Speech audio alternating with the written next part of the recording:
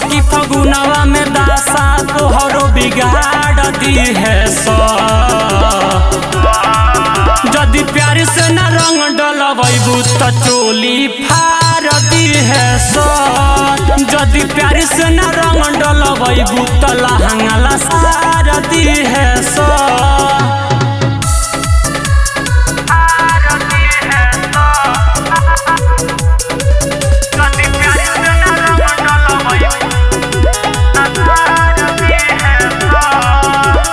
आज हवे दिन फगुआ के गोरी रंग डालवाल नहीं करबल जोड़ी।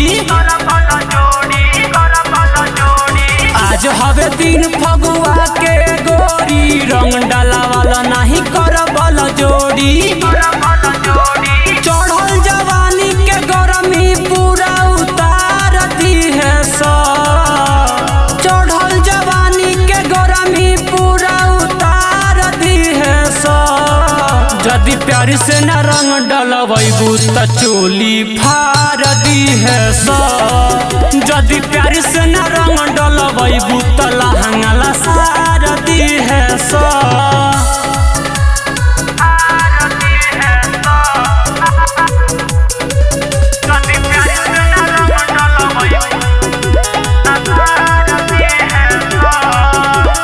आज सहेल सबके खुश कद गोरी मन भर डाले दो ना होई कमजोरी।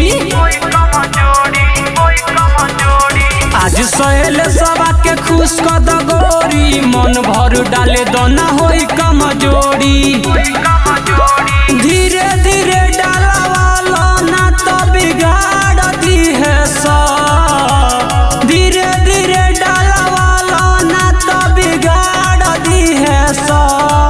जदि प्यार से न रंग डलबू तो चोली फाड़ दी है सो। जदि प्यार से न रंग डलबू तो लहंगा लसार दी है सो। Mix by Mahakal recording studio, Dudhahi, Kushinagar.